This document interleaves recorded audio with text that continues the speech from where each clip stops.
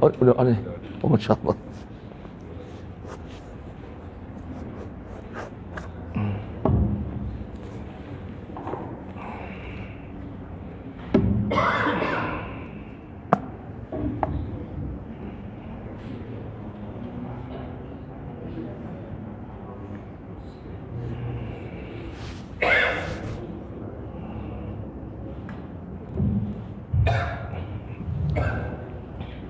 Cek. Bismillahirrahmanirrahim. Assalamualaikum warahmatullahi wabarakatuh.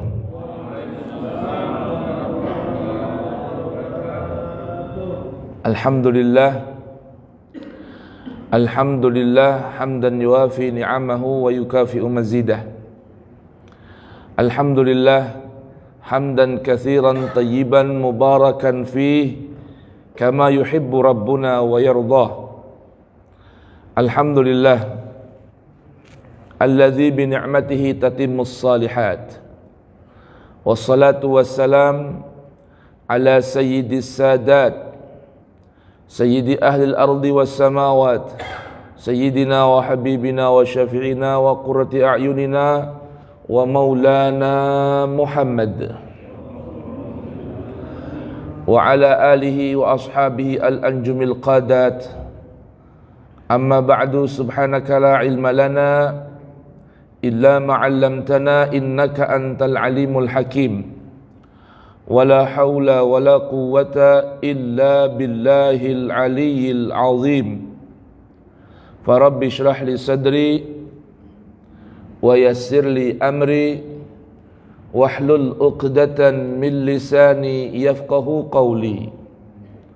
Rabbana atina min ladunka rahmatan wa hayyi' lana min amrina rashada. Rabbana zidna ilman, hab lana hukman, 'allimna min ladunka ilman, tawaffana musliman wa alhiqna bis salihin. Wa akhiru da'wana anil hamdulillahi rabbil alamin. Usikum wa nafsi bitaqwallahi faqad fazal muttaqun. Para hadirin dan hadirat segenap jamaah dan juga pengurus Masjid Al-Barakah yang mudah-mudahan senantiasa dirahmati, diberkahi oleh Allah Subhanahu wa taala. Alhamdulillah, pagi hari ini di suasana yang begitu sejuk, mudah-mudahan senantiasa Allah turunkan sakinah hingga hati kita senantiasa terasa sejuk. Dan mudah-mudahan dengan duduk kita berzikir, melaksanakan perintah Allah, salat subuh berjamaah, kemudian mengisi waktu antara subuh sehingga isyraq dengan renungan-renungan dan kajian-kajian Islam, melalui perenungan penghayatan ayat-ayat suci Al-Quran. Mudah-mudahan Allah jadikan jiwa kita, nafsu kita mutmainnah. Allahumma ja'al nafsi mutmainnah tu'minu biliqa'ik wa tarda biqada'ik wa taqna'u bi'ata'ik birahmatika ya arhamar rahimin. Amin ya rabbal alamin. Pagi hari ini renungan kita, tajuk dari renungan kita adalah mengenal perihal berat dan ringannya timbangan amal. Yang mana hal ini dalam Al-Quran disampaikan oleh Allah, dijelaskan oleh Allah, diberitahukan oleh Allah, agar kita betul-betul mau mempersiapkan diri akan datangnya satu hari yang senantiasa hari ini kita kumandangkan sehari minimal 17 kali kita sebutkan, kita baca, kita ulang, dan semoga kita dapat memahami dan menghayatinya. Dalam solat kita senantiasa kita lantunkan ayat suci Allah dengan firman-Nya Maliki Yaumiddin. Sang penguasa, sang pemilik hari perhitungan sekaligus hari pembalasan. Maka berarti kita sudah sejak hidup di dunia sehari 17 kali kita meyakini bahwa akan datang satu hari yang mana di hari itu setiap perbuatan kita akan diperhitungkan, dipertanggungjawabkan, dimintakan pertanggungjawaban jawab, dan setiap apa yang kita perbuat akan menerima balasannya di hari tersebut.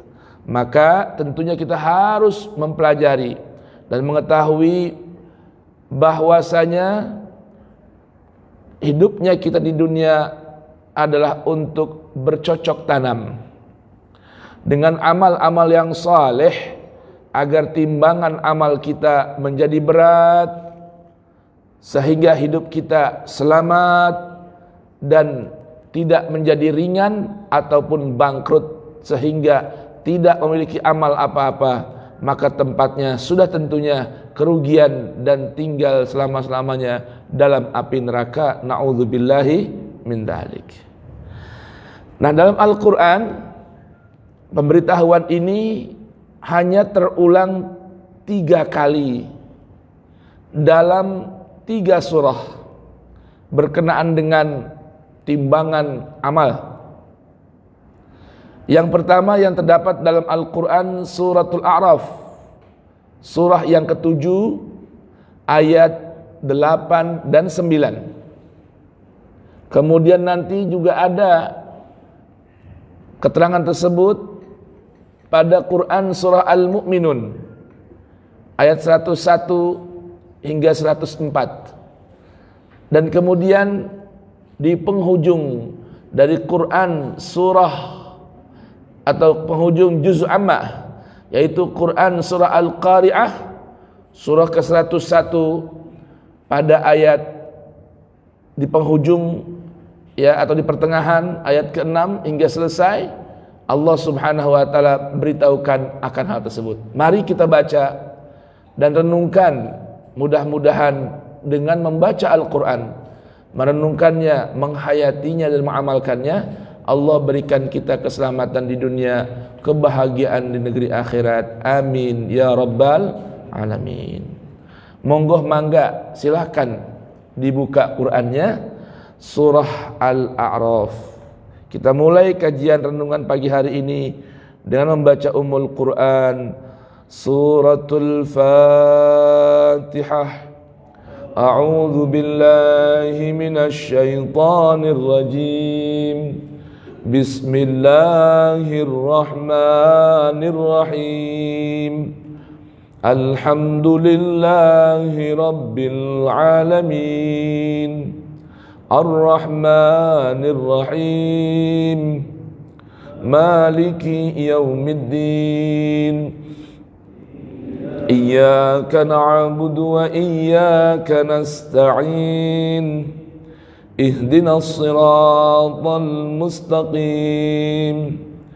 Siratal ladzina an'amta 'alaihim ghairil maghdubi 'alaihim waladdallin. Rabbighfirli wa liwalidayya wa lil mu'minina amin. Baik, kita baca saja ayat ini dari ayat pertama hingga ayat ke-8 dalam Quran surat Al-A'raf. Bismillahirrahmanirrahim. Alif lam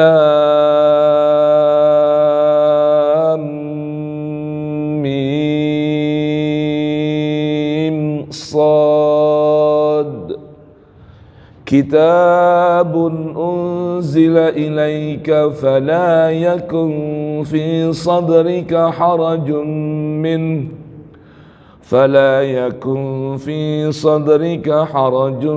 minhu litunzira bihi wa dhikra lil mu'minin. ittabi'u ma unzila ilaikum min rabbikum wa la tattabi'u min dunihi awliya qalilan ma tadhakkarun wa kam min qaryatin ahlaknaha فجاءها بأسنا بياتا أو هم قائلون فما كان دعواهم إذ جاءهم بأسنا إلا أن قالوا إنا كنا ظالمين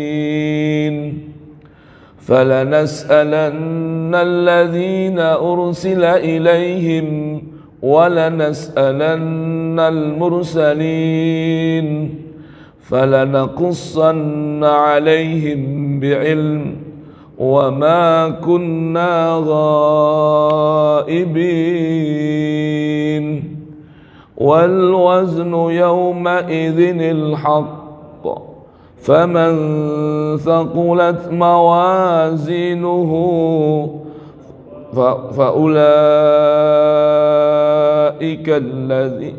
فأولئك هم المفلحون ومن خفت موازينه فأولئك الذين خسروا أنفسهم بما كانوا بآياتنا يظلمون صدق الله العظيم اللهم ارحمنا بالقرآن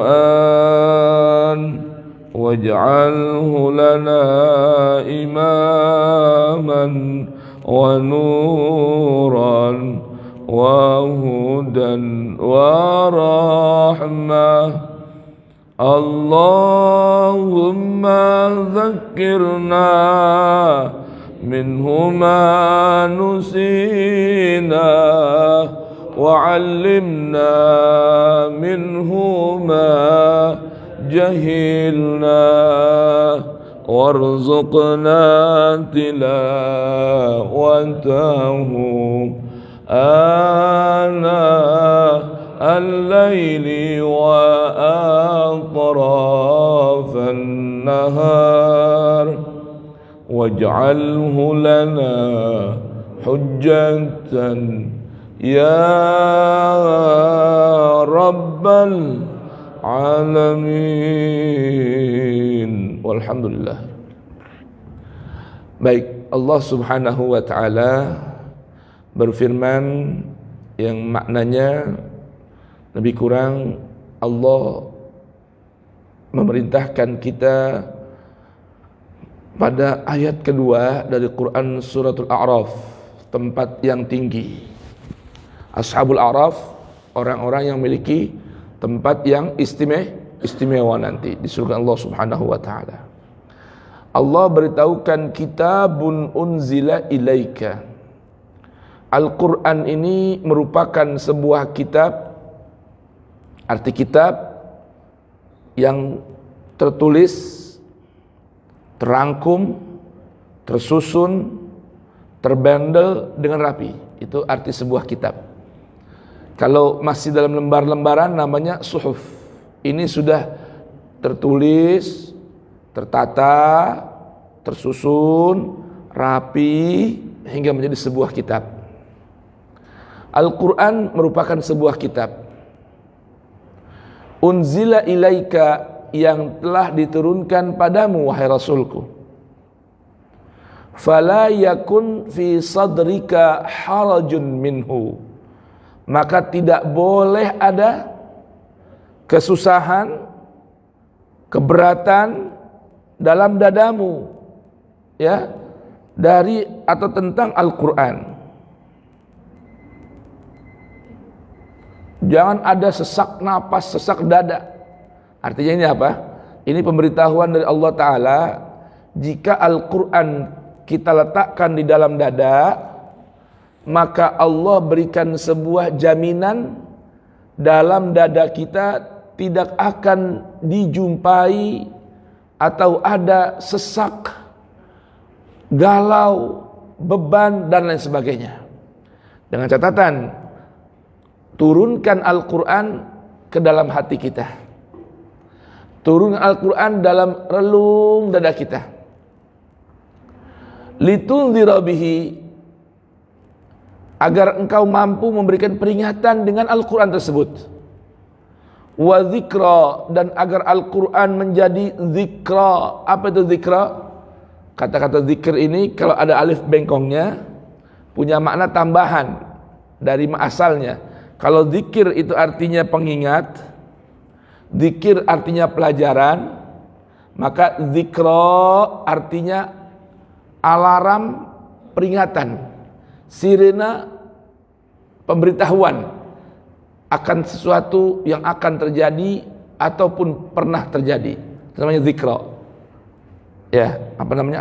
Alarm ya, sirena. Nah, itu Al-Quran. Bagi siapa? Gak semua orang dapat menjadikan Al-Quran sebagai alarm pengingat, sirena pemberitahuan. Hanya bagi orang-orang yang betul-betul beriman kepada Al-Quran. Ini fungsi di antara fungsi Al-Quran adalah inzar dan sekaligus zikra bagi hamba-hamba Allah yang betul-betul mau beriman kepada Al-Quran. Ini kalau kita bahas beriman atau mengimani Al-Quran atau mengimani Allah yang menurunkan Al-Quran, subhanallah jamaah, ya, kalau kita mau berhenti di beberapa ayat suci, contohnya, ya, nanti boleh buka di Al-Quran surah Al-Hujurat, Quran surah Al-Hujurat, kalau nggak salah ayat ke-14, Allah sampaikan kepada kita sebuah ayat suci untuk kita renungkan betul-betul. Kira-kira kita berada di posisi yang mana? Allah berfirman, qalatil a'rabu amanna. Orang-orang Badu, orang-orang pegunungan yang baru sampai kepada mereka dakwah Islam, kemudian mereka masuk ke dalam Islam, mereka mengiklankan, serempak berkata, berikrar, memberitahukan, mengumumkan, amanna, kami sudah beriman. Nah, kira-kira ini kita masuk yang mana nih? Dengarkan ini. Ini ada pelajaran dari Allah Subhanahu wa taala. Ketika ada seorang yang mengklaim dirinya bahwa kami sudah berikan sebuah jawaban yang mengkanter. Perhatikan ini penting sekali nih, mengkanter hal itu, pengakuan itu, ikrar itu.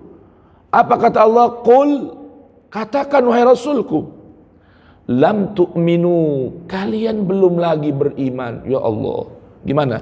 Kira-kira rasanya gimana kalau ada kita mengaku beriman, Allah jawab, ente belum beriman, ngaku aku beriman. Ya Allah, gimana kira-kira? Walakin qulu aslamna, namun katakan sebuah ungkapan, aslamna, kami baru masuk Islam. Walamma yadkhulil iman fi qulubikum, iman belum lagi meresap dalam hati kalian, iman belum lagi masuk ke dalam hati kalian. Wah, berarti ini urusan iman dahsyat ini. Nggak bisa orang ngaku-ngaku beriman kalau belum melakukan sesuatu yang menjadikan pembuktian pengakuan iman. Setiap pengakuan perlu pembuktian? Perlu. Kalau kita bilang nih sama pasangan kita, Mimi, kau adalah cinta sejatiku. Gimana kira-kira? Jawab dong, mana buktinya? Ngaku cinta, ada buktinya nggak? Ngaku beriman, ada nggak pembuktiannya? Mana standar ukurnya?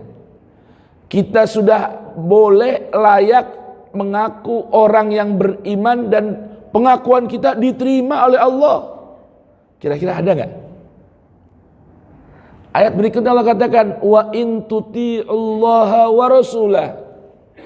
Di antara syarat orang layak mengaku sebagai seorang mukmin adalah taat kepada Allah dan Rasulnya. Mana standarnya? Standarnya Pak, Ibu, dalam Al-Quran terdapat 89 kali plus 1. Berapa ya? 89 kali plus 1 ayat yang berisikan tuntutan bagi pengakuan iman kita atau tuntutan pembuktian bagi pengakuan iman setiap orang yang mengaku beriman.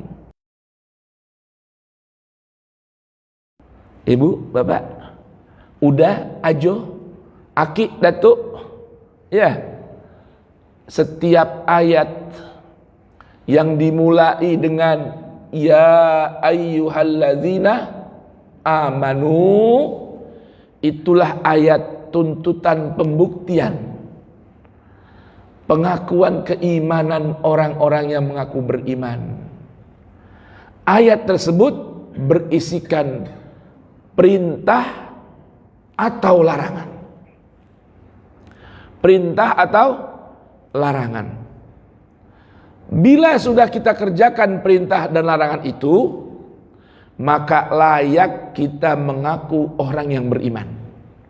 Agar tidak dikanter, ditolak oleh Allah dengan sebutan lam tu'minu. Kalian belum beriman, tapi kalian baru masuk dalam Islam. Berapa banyak itu ayat?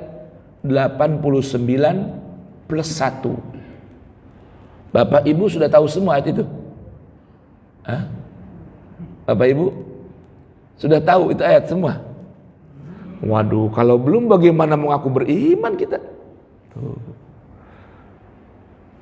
Yang uniknya, kita terlahir rata-rata di sini, jamaah yang hadir di sini, saya, Anda semua, begitu lahir ke alam dunia, Al-Quran sudah tersedia di rumah kita.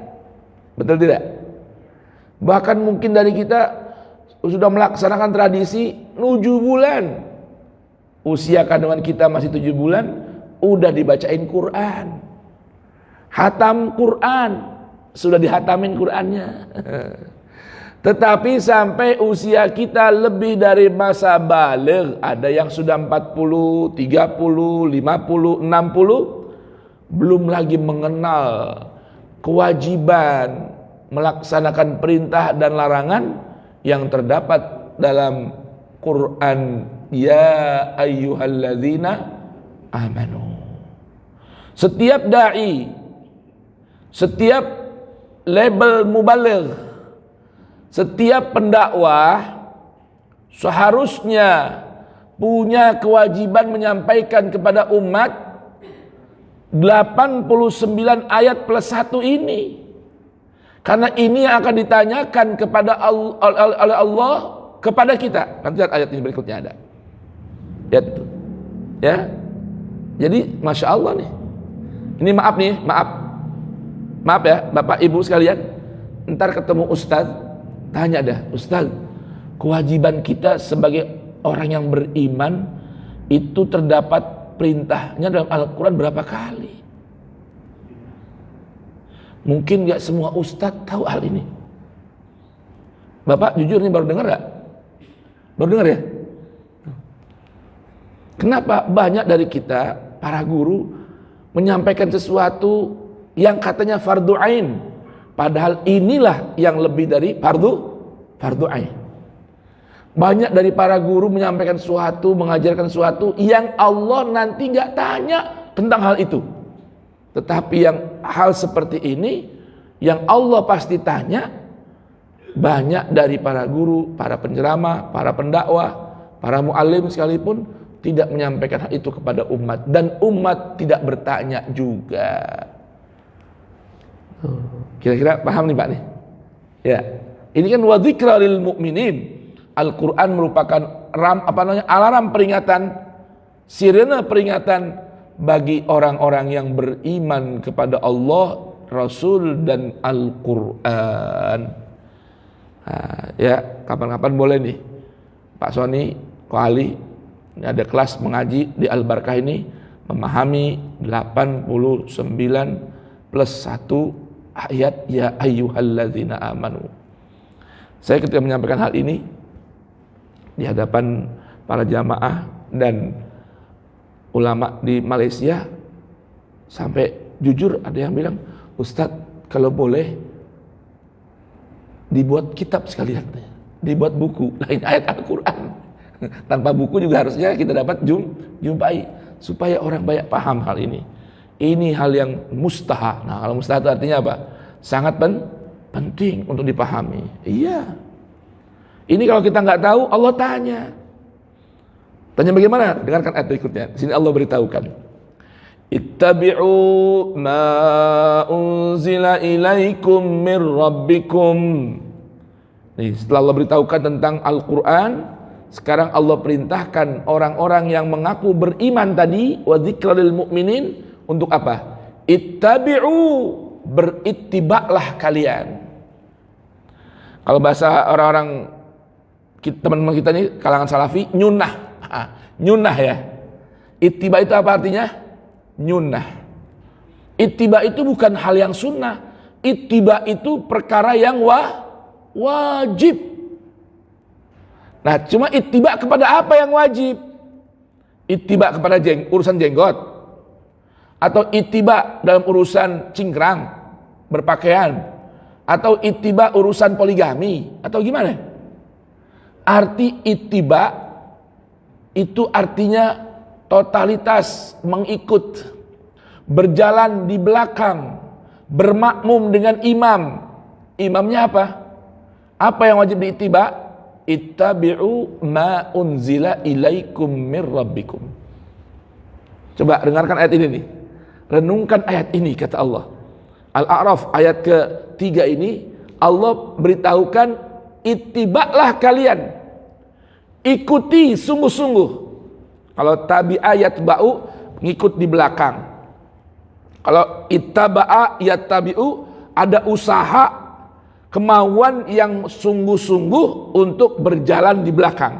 Itu artinya ittaba'a. Kan bahasa Al-Quran ini Pak, setiap perubahan ya bentuk kata ada tambahan atau perubahan makna. Tabi'a yatba'u, tabi', orang yang ikut di belakang. Kalau ittaba'a yattabi'u, orang yang betul-betul berusaha untuk bermakmum, berjalan di belakang. Di belakang apa?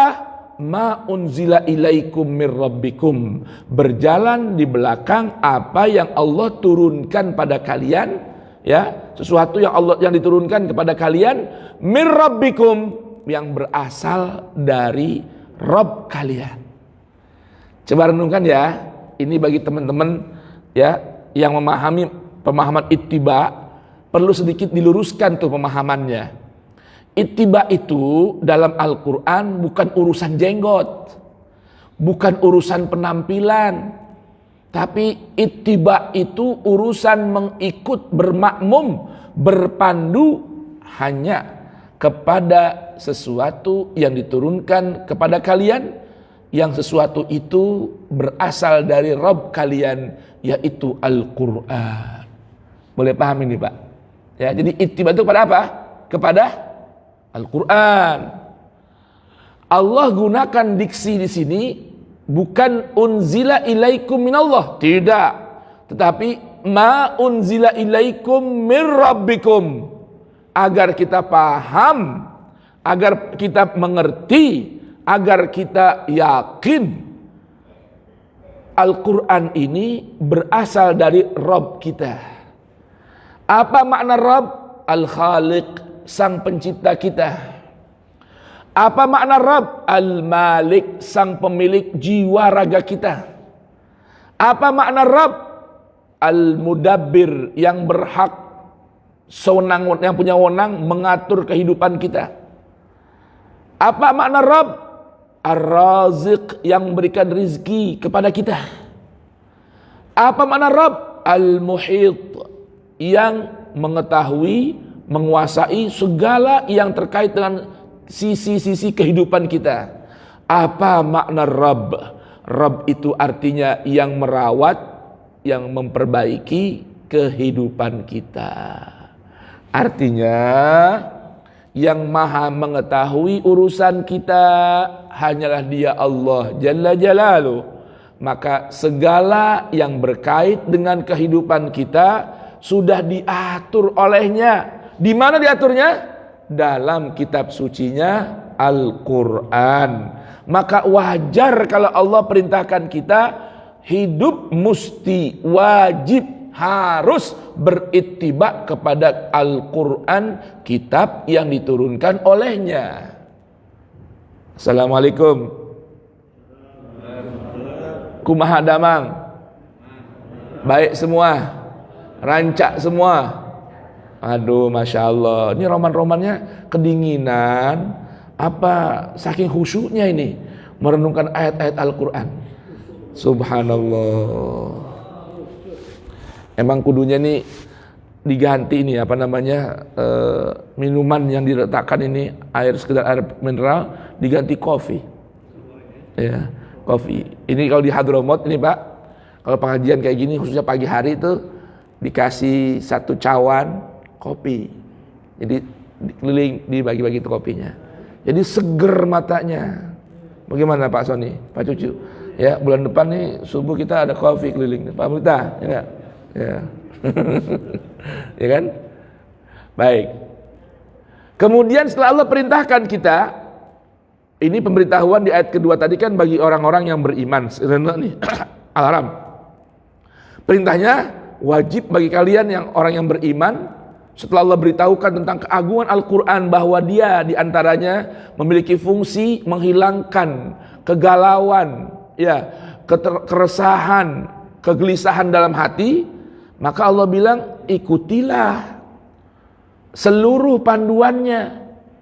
Dan berikutnya Allah larang nih, wala tattabi'u, jangan kalian berittiba. Dengerin tuh kata Allah, wala tattabi'u, jangan kalian berittiba min dunihi, kepada selain Al-Quran, aulia, para wali-wali yang lain.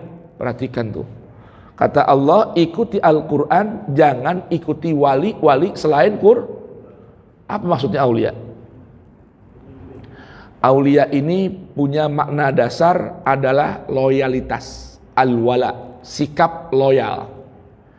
Jadi arti wali, jamaknya aulia, punya arti teman dekat, orang yang melindungi dan menjaga, orang yang sangat dipercaya, orang yang layak memimpin kita, dan orang yang diserahkan, dikuasakan segala urusan kita. Makanya kalau pernikahan ada namanya apa? Wali perempuan, ya. Walinya pengantin perempuan, bapaknya, ayah kandungnya, itu namanya wali. Karena ia harus memberikan loyalitasnya, menjaga, melindungi, menenteramkan, ya, mengamankan, dan seterusnya. Allah beritahukan yang hanya boleh diangkat sebagai wali orang yang hidupnya berjalan sesuai pandu Al-Quran. Dan kita dilarang mengikuti wali-wali selain Al-Quran, atau wali yang tidak sejalan dengan Al-Quran. Itu dilarang oleh Allah untuk kita ikuti kemauannya, kita ikuti keinginannya. Maka siapapun yang mau menjadi wali, silahkan. Mau dari orang Jawa, orang Sunda, orang Batak, orang Arab, orang Ajam, orang Barat, orang Cina, silahkan. Tapi mengikuti mereka ada catatan khusus dari Allah Ta'ala. Boleh mengangkat wali, boleh menjadi seorang pemimpin, asalkan sejalan dengan ma unzila ilaikum mir rabbikum, yang sejalan hidupnya dengan apa yang Allah Ta'ala turunkan. Ketika kita mengangkat seorang wali, berarti kita menguasakan, mempercayai urusan kita, urusan rumah tangga, urusan kepemimpinan, urusan perusahaan, lebih besar lagi lingkupnya urusan negara. Ketika kita mengangkat dia sebagai wali, maka kita punya tanggung jawab di hadapan Allah Ta'ala. Sebuah pertanyaan, sudahkah wali yang kau pilih ini sejalan dengan panduan hidupnya yang aku turunkan pada dirinya, yaitu Al-Quran. Yang jadi masalah, ngangkat wali boro-boro yang sejalan sama Al-Quran. Dia saja nggak kenal Al-Quran, dia saja tidak bisa membaca Al-Quran, dia tidak mengerti tatanan Quran, masa diangkat sebagai wali? Allah larang kita. Qalilan ma tadzakkarun, tapi sangat sedikit dari kalian yang mau ambil pelajaran. Tuh, jadi namanya mayoritas itu bukan ukuran kebenaran. Ukuran kebenaran itu kesesuaian hidup dengan pandu neraca kebenaran, yaitu Al-Quran. Baik. Ayat berikutnya sebuah kisah dan pelajaran dari Allah Subhanahu wa taala. Apa kata Allah? Wa kam min qaryatin ahlaknaha, berapa banyak dari negeri, kampung, ahlaknaha, yang telah kami binasakan itu kampung, negeri, faja'aha ba'suna, maka datang pada penduduk kampung siksa, bencana, bayatan, di malam hari. Tuh, ingat gak tuh? Yang kecil lah contohnya, Situ Gintung, ya, lagi enak-enak tidur, jebol tuh Situ Gintung, rumah hanyut, semua hancur. Tuh, baru yang Situ Gintung doang, belum lautan yang ditumpahkan oleh Allah Ta'ala. Ya, wa idzal biharu fujirat au sujirat, kalau laut udah ditumpahkan, semua hancur. Auhum qailun, atau datang itu bencana saat kita sedang qailulah. Apa itu qailulah? Istirahat, jedah di siang hari. Nah, jadi ada kebiasaan ini, orang-orang kalau udah jam 11, setengah 12 istirahat. Ya, leha-leha sambil merem-merem dikit. Itu namanya apa? Qailulah. Nah, kita dianjurkan untuk melakukan qailulah sebagai cara terapi untuk kita mudah bangun di waktu malam. Fama kana da'wahum, maka tidak ada seruan mereka, penyesalan mereka, idza'ahum ba'suna, ketika datang pada mereka siksa dari kami, bencana yang kami turunkan, malapetaka yang kami tumpahkan, illa anqalu, kecuali mereka berkata, inna kunna zalimin, sungguh kami ini adalah orang-orang yang zalim. Ya udahlah, pasrah aja, emang kami orang-orang yang zalim. Nah, udah tahu kan, kalau zalim itu memancing datangnya bencana, kezaliman itu memancing datangnya bencana. Terkadang kita ini nggak mau berpikir, apalagi orang-orang yang diberikan amanah jabatan dan kedudukan, nggak sadar bahwa itu merupakan titipan. Kalau berlaku zalim, nanti mengundang bencana. Tuh, akhirnya apa-apa semua berantakan, ya, karena alam banyak dirusak, akhirnya banyak kerusakan di mana-mana.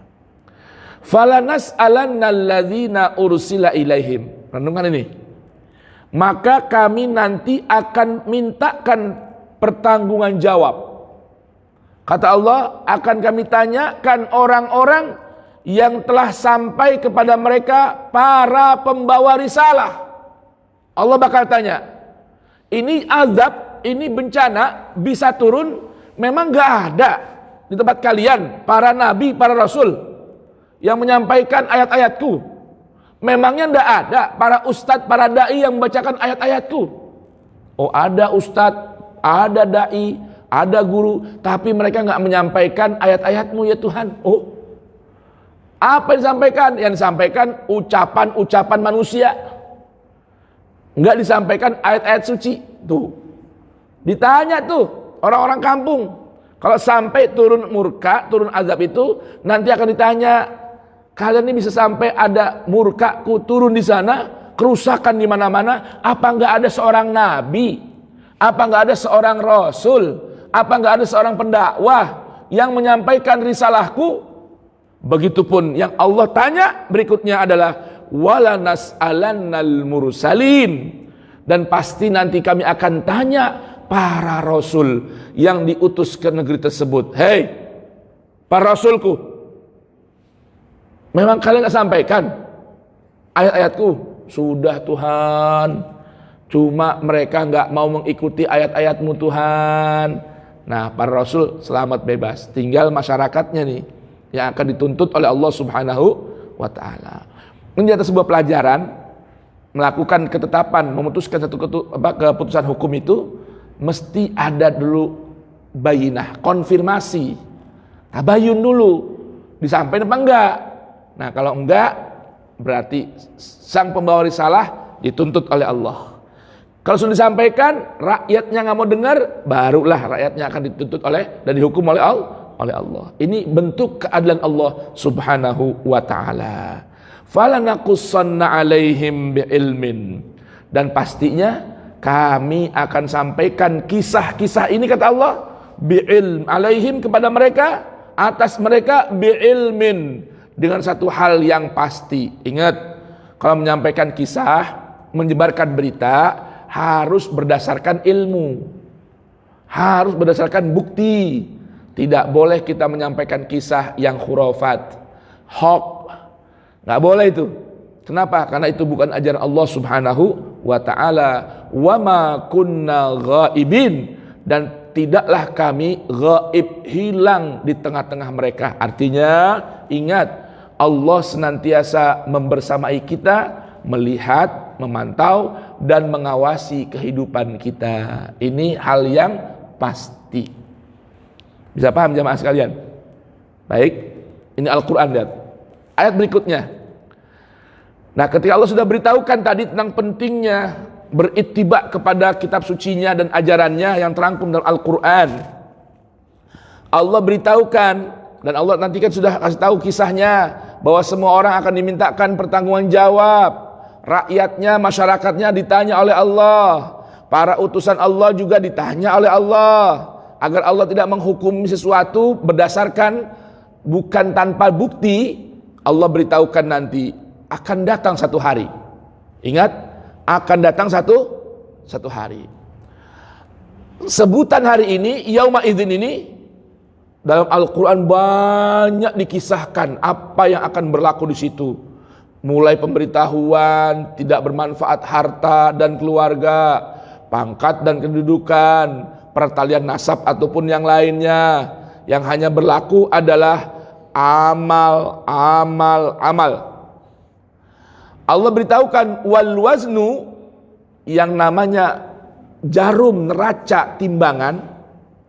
Timbangan itu ada apa namanya? Ada batunya ya. Ya. Nah, batu ukuran timbangan itu namanya apa? Namanya al-wazn. Kalau bendanya namanya timbangan, mizan. Allah beritahukan nih, saking pentingnya Al-Quran. Kata Allah, wal waznu yauma idzin. Ukuran, neraca, batu timbangan yang menjadi tolak ukur, diterima ataukah tidak, sah ataukah tidak, di hari itu bukan yang lain, hanya satu, yaitu al-haq, yaitu kebenaran yang pasti yang datang dari Allah, yaitu Al-Quran. Perhatikan nih, Al-Quran mulai di dunia menjadi pembimbing, cahaya penerang. Dan ingat, Al-Quran itulah nanti yang menjadi batu timbangan atau jarum neraca ukur amal perbuatan kita. Ingat nih, jadi timbangannya, ukurannya, neracanya bukan buku-buku fikih, bukan buku-buku tulisan manusia, bukan riwayat, bukan kalam orang-orang biasa. yang jadi neraca ukur kebenaran hanya satu, yaitu al-haq. Qulil haq mir rabbikum. Kebenaran yang pasti cuma satu. Yang pasti benar hanya satu, tidak dua. Apa itu? Mir rabbikum, yang datangnya dari Allah, yaitu Al-Quran. Ya, jadi tolak ukur kebenarannya Quran, bukan yang lain. Jadi mau ngukur seorang ustadz nih, ada 2 orang ustadz, masing-masing punya pendapat. Mana yang wajib diikuti? Jawaban satu, yang sesuai dengan Al-Quran. Bukan yang sesuai dengan persepsi, bukan. Bukan dilihat dari rasnya, bukan. Bukan dilihat dari titelnya, bukan. Yang jadi tolak ukur kebenaran seseorang adalah kesesuaiannya dengan neraca ukur yang bernama Al-Quran. Maka ingat kata Allah, faman thaqulat mawazinu. Maka siapa orang yang berat timbangan amalnya, perhatikan ini, yang berat timbangan amalnya, faulaika humul muflihun. Mereka itulah yang beruntung, mereka itulah yang sukses, mereka itulah orang yang selamat, dan mereka itulah orang yang bahagia nanti di hari perhitungan dan pembalasan. Bapak dan Ibu yang dirahmati Allah Subhanahu wa taala, yang sedang kedinginan, mudah-mudahan diridhai Allah Subhanahu wa taala. Dari 3 surah, 3 ayat tentang pemberitahuan beratnya timbangan amal, semua memberitahukan hanya gambaran dari berat balasan bagi yang memiliki berat timbangan amal. Tapi Allah dalam 3 ayat ini, Al-A'raf, Al-Mu'minun, Al-Qari'ah, tidak memberitahukan apa amal yang bikin berat timbangan amal. Tuh. Apa sih amalan yang membuat berat timbangan amal? Satu nih ya, di mana Al-A'raf ayat ke-7, ayat ke-8, Allah beritahukan faman thaqulat mawazinuh faulaika humul muflihun. Nanti juga di Quran surah Al-Mu'minun ayat 102 ya, Allah juga beritahukan fa amman thaqulat mawazinuh faulaika humul muflihun. Nanti juga di dalam Quran surah Al-Qari'ah Allah beritahukan fa amman thaqulat mawazinuh fahuwa fi 'ishatin radiyah. Orang yang berat timbangan amalnya, mereka orang yang sukses, beruntung dan selamat. Orang yang berat timbangan amalnya, mereka berada dalam kehidupan yang begitu nyaman, menyenangkan. Tapi Allah nggak sebutkan apa amal yang bikin berat timbangannya. Kira-kira mau tahu nggak apa tuh amalannya? Tapi sebaliknya, kalau ayat yang berisikan tentang pemberitahuan ringan timbangan amal, yang berarti apa? Tandanya cilaka. Allah sebutkan perbuatannya. Allah beritahukan perbuatannya yang menyebabkan ringan timbangan amal. Ini uniknya ayat ini, Pak. Ini perlu perenungan. Contohnya ayat ke-9 ini, pada Al-A'raf ayat berikutnya nih. Allah beritahukan waman khaffat mawazinuh. Siapa orang yang ringan timbangan amalnya? Ayo, mau nggak kira-kira? Na'udzubillah. Lihat itu. Faulaika alladzina khasiru anfusahum. Mereka itulah orang yang bikin bankrupt, rugi, jatuh ketiban tangga diri sendiri. Oh, jadi orang kalau berat timbangan amal beruntung. Orang ringan timbangan amal merugi. Tapi tahu nggak apa yang bikin rugi?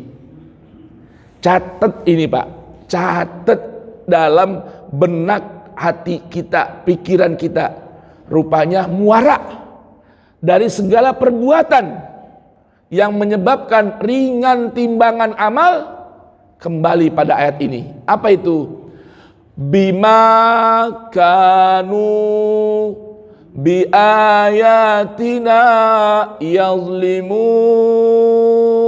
Bima, sebab perbuatan kanu yang dulu mereka lakukan di dunia. Berupa apa?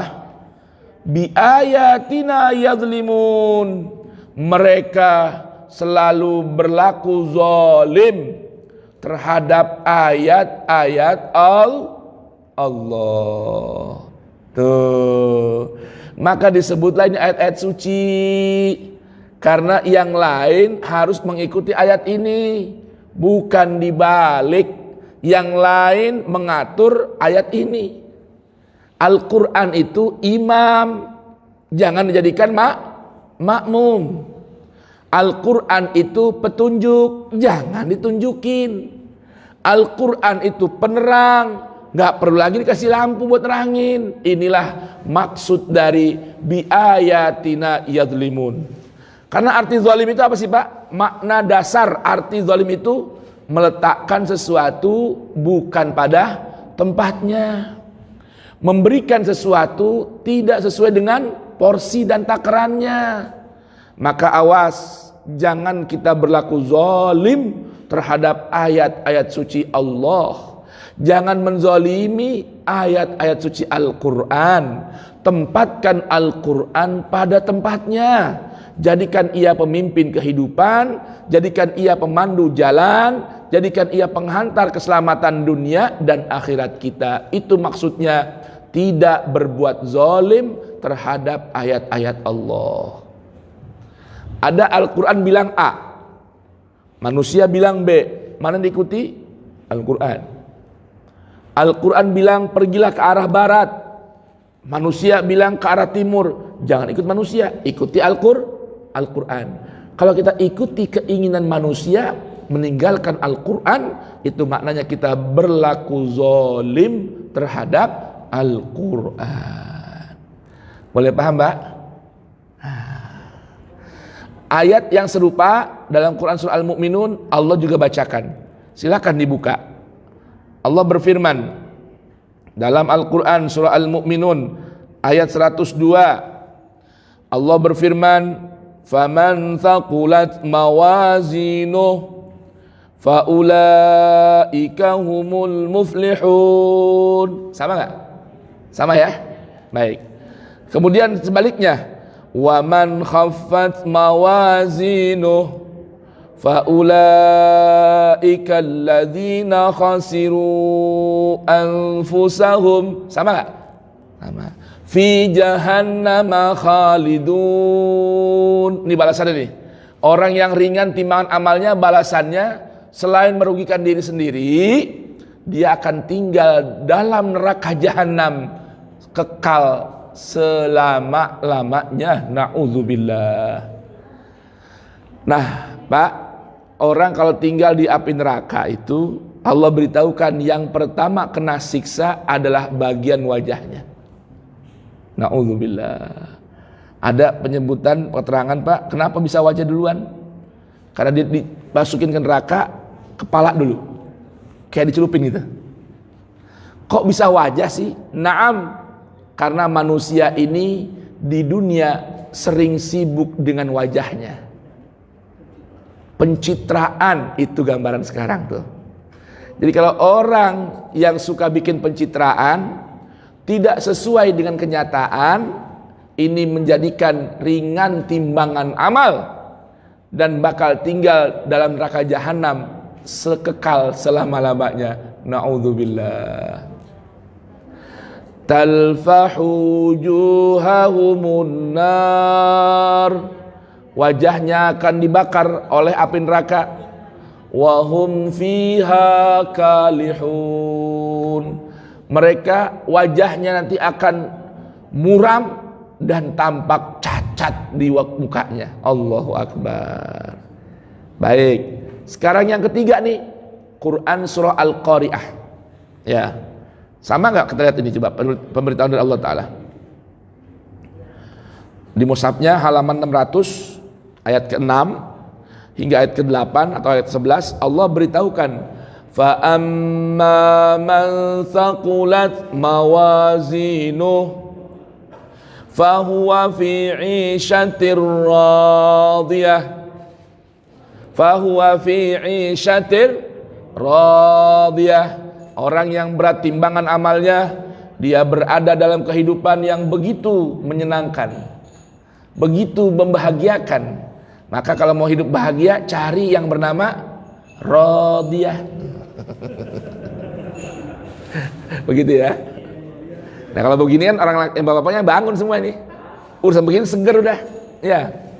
Ya, cari Aisyah yang radiyah.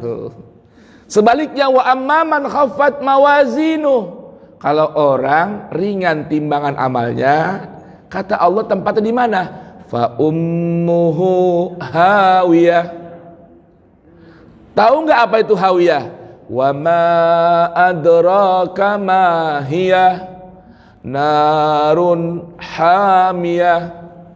Hawiyah itu api yang nggak pernah padam, selalu menyala-nyala. Na'udzubillah. Baik, ini urusan ringan timbangan amal Allah jelaskan penyebabnya. Sekarang apa sih yang bikin berat timbangan amal? Kan dari tadi kan sebutin tuh. Ya, hanya yang ringan timbangan amal yang penyebabnya adalah begini. Menzolimi Al-Quran. Bapak, Ibu sebagai penutup.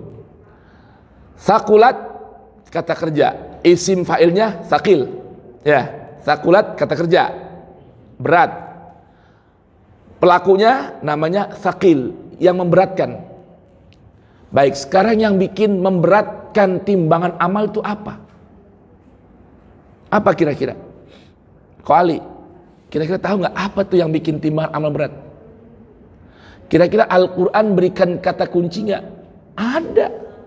Subhanallah Bapak Ibu sekalian, dalam Al-Quran kata sakil yang memberatkan itu hanya ada dari sekian ayat nih, sekian kata dalam Al-Quran, kata sakil hanya terulang 2 kali saja.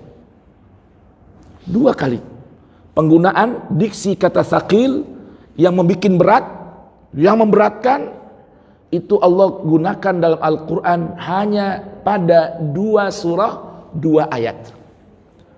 Yang pertama pada Quran surah Al-Muzammil. Yang kedua pada Quran surah Al-Insan. Hanya 2. Boleh dibuka Al-Muzammilnya?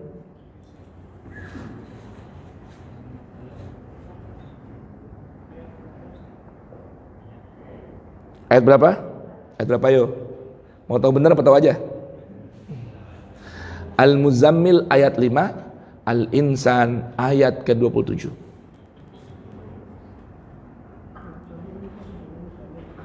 Ya. Yang pertama di mana? Quran surah Al-Muzammil di mushafnya halaman 574, dan yang kedua Quran surah Al-Insan di ayat 27, mushafnya halaman 580. Geser dikit aja karena deketan ini, nggak jauh ya. Lihat ya. Allah Subhanahu wa taala berfirman dalam Al-Qur'an surah Al-Muzammil. Apa kata Allah di surah ke-73 Al-Muzammil, Al-Insan 76. Allah berfirman, "Inna sanulqi 'alaika qawlan thaqila." Inna sanulqi 'alaika qawlan thaqila. Ini dua-duanya apa satu aja munculnya? Oh, baru satu ya. Baik. Inna sanulqi 'alaika qawlan thaqila. Wahai Rasulku, kami akan terus turunkan padamu qawlan thaqila, ucapan yang memberatkan, yang berat. Apa itu artinya? Al-Quran ya? Yaitu Al-Quran. Al-Quran itu qaulan thaqila, perkataan yang memberatkan timbangan amal. Allah. Tadi kan di Al-A'raf Allah beritahukan yang bikin ringan timbangan amal apa? Menzolimi ayat-ayat Allah. Di sini Allah beritahukan yang bikin berat timbangan amal itu adalah berpegang, berpandu kepada qaulan thaqila, Qaulan tsaqila adalah Al-Qur'an. Jadi siapa orang yang pengen timbangan amalnya berat, peganglah selalu apa? Al-Qur'an. Begini Pak. Sekarang matematikanya gimana? Baik. Kok disebut ucapan yang berat bagi timbangan amal? Naam. Hal ini bisa kita tengok matematikanya dalam penjelasan hadis Nabi. Dalam penghujung hadis Sahih Al-Bukhari, nanti kalau Bapak punya Sahih Bukhari, lihat hadis yang paling akhir. Di situ ditutup oleh Al-Imam Al-Bukhari dengan sebuah hadis yang berbunyi seperti ini. Sabda Rasul sallallahu alaihi wa alihi wasallam. Apa kata beliau?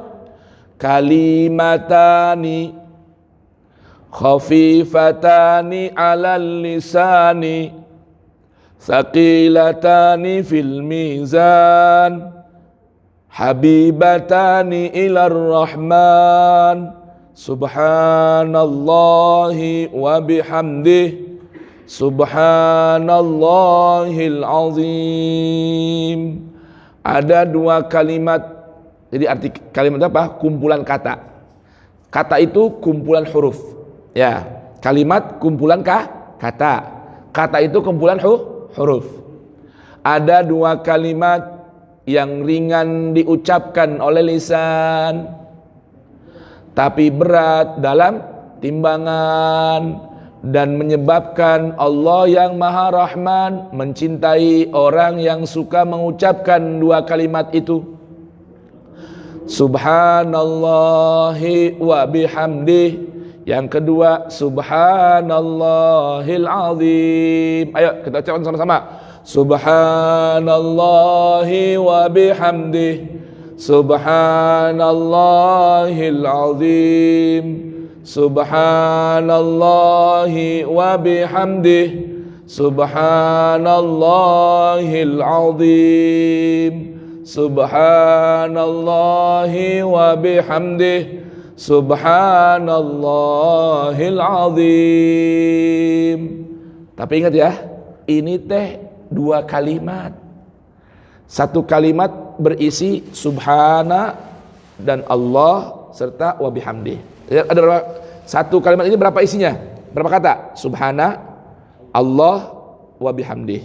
Yang kedua, subhana, Allah, al-azim. Tiga kata ya.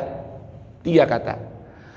Kalau Al-Quran, Nabi jelaskan lagi maksud dari qaulan tsaqila, ucapan yang memberatkan timbangan amal, dalam hadis-hadis yang lain yang juga sahih. Bapak mungkin pernah dengar nih tentang hadis keutamaan Al-Quran. Kata Rasulullah, ya, keutamaan Al-Quran itu sekali kita mengucapkan 10 kebaikan, kemudian 10 ampunan, kemudian 10 rahmat, kemudian 10 keridhaan, 10 cahaya penerang. Berapa jadinya? 10 kali 5. Dalam setiap apa? Kata Rasul, dalam setiap huruf, bukan setiap kata, bukan setiap ayat. Bahkan Rasul jelaskan lagi, la aqulu alif lam mim harfun. Saya nggak katakan alif lam mim itu satu huruf, bal namun alifun harfun, alif satu huruf, lam satu huruf, mim satu huruf. Jadi alif lam mim dapat berapa? Buat alifnya 10 kebaikan, buat alifnya 10 ampunan, buat alifnya 10 rahmat yang turun, buat alifnya 10 keridhaan yang Allah tumpahkan, buat alifnya 10 cahaya penerang akal, hati, hidup dan pikiran. Berapa tuh satu huruf? Berapa? 50. Satu huruf. Satu huruf. Lam 50, 100. Mim 50, 100. 50 totalnya. Bismillahirrahmanirrahim. Berapa kata? Coba, Bismillahirrahmanirrahim. Berapa kata? Bismi 1, Allah 2, lafzul jalalah, Ar-Rahman 3, Ar-Rahim 4. Berapa hurufnya? 19 huruf. Berapa yang dapat sekali ngucap Bismillahirrahmanirrahim? Ba-nya 10 kali 50 kali 5. Ya, sinnya 10 kali 5. Mimnya 10 kali 5. 19 huruf dikali 10, 190 dikali 5, hitung sendiri. Coba. Berapa? 300? 900? Allahu Akbar. Baru bismillah. Belum baca Yasin, belum baca Ar-Rahman, belum baca Tabarak, belum baca Quran 30 juzuk. Makanya saya kadang bingung, orang gampang banget bid'ah. Ya teh kumaha ya. Coba dah Pak, logikanya bid'ah nih yang salah, coba. Contoh nih kita simpelkan kepada gado-gado atau rujak. Ya. Coba, nanas halal apa haram? Halal. Mangga halal apa haram? Jambu halal apa haram? Paya halal apa haram? Gula merah halal apa haram? Kacang tanah halal apa haram? Asam Jawa halal apa haram? Dicampur jadi rujak halal nggak? Halal nggak? Yang lucu, baca Quran halal nggak? Zikir la ilaha illallah halal nggak? Sholawatan halal nggak? Dikumpul jadi satu, bid'ah katanya. Lucu nggak? Coba. Kalau campuran barang haram, rujak. Nanas halal, timun halal, jambu halal, gula merah halal, kasih minyak babi, haram atau rujaknya? Semua jadi haram nggak? Nggak boleh dimakan semuanya. Ini yang lucu, baca Quran halal, ya, zikiran halal, sholawatan halal, dikumpul jadi satu, bid'ah haram, dolalah, kumaha ya teh? Liar ya, kumaha hitungnya coba? Ada campuran babinya nggak situ? Nggak ada. Ada campuran haramnya nggak? Nggak ada. Kok jadi haram semua?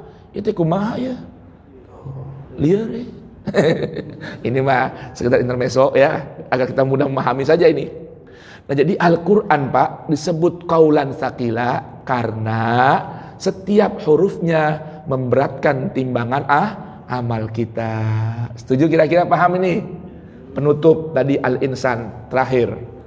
Al-Insan di situ Allah sebutkan ayatnya inna haula yuhibbunal ajilata wa yadharuna wara'ahum yauman tsaqila.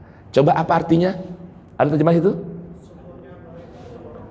Sungguhnya mereka orang-orang asim dan kafur, orang kafir, mencintai apa? Kehidupan dunia yang sementara, al-ajilah, yang sementara. Terus apa? Hari yang berat. Tsaqila berat, yauman harinya berat nggak kira-kira itu Pak? Kapan tuh? Di hari pembalasan. Berat nggak? Berat Pak. Logikanya hitung gini aja deh. Kita percaya nggak ada hisab? Percaya ya? Apa itu hisab? Interogasi, investigasi amal perbuatan kita di dunia, betul? Kalau penduduk manusia, penduduk dunia ini, bumi ini, nanti pas hari kiamat totalnya, anggap dah 1 triliun manusia. Mungkin nggak? Sekarang aja udah miliaran, belum zaman dulu, belum zaman depan nanti. Ya, anggap deh 1 triliun. 1 triliun, Pak. Setiap orang, kata Allah Ta'ala dalam Quran Surat Al-An'am ayat 94, walaqad ji'tumuna furoda kama khalaqnakum awwala marrah. Sungguh kalian pasti datang menghadapku nanti di hari pembalasan, hari perhitungan, satu persatu, seorang demi seorang.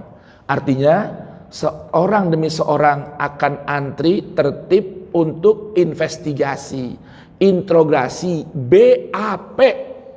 Semua orang, saya Anda semua, siapapun dia, apapun pangkatnya, presiden maupun bawahan, akan dimintakan pertanggungan jawab. Masalah ngitungnya begini. Kenapa dibilang hari yang begitu berat? Kalau satu orang di BAP 1 jam, ngantrinya berapa triliun jam? Itu maksudnya. Lama nggak ngantri? Satu orang nih 1 jam, bukan 1 hari. Walaupun BAP nggak ada 1 jam, yang ada 1 hari. Di KPK berapa jam tuh orang diinterogasi dalam satu kasus? Bagaimana dengan double kasus? Dan kita ini biang kasus manusia. Kasusnya banyak, berarti pertanyaan akan banyak. Ditanya, kita nih nunggunya lama Pak, berat nunggunya. Nah itulah namanya yauman tsaqila. Lihat Pak, di Al-Quran semua sepasang-sepasang.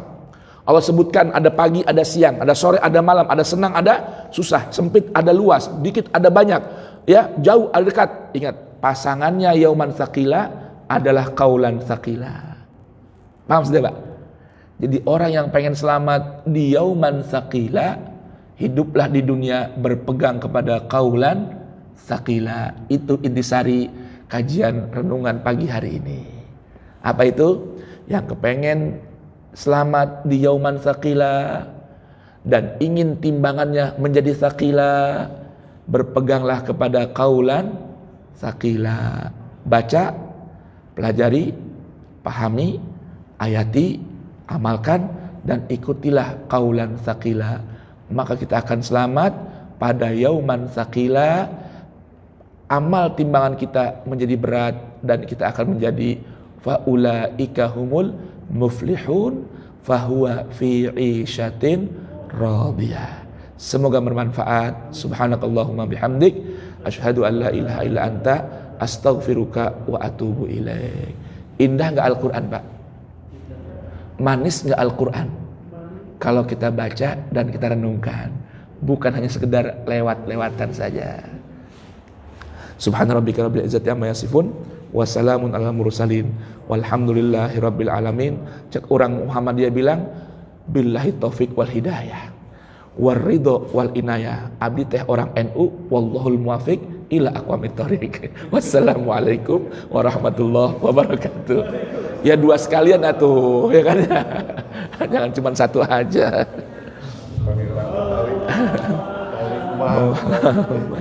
Sallallahu alaihi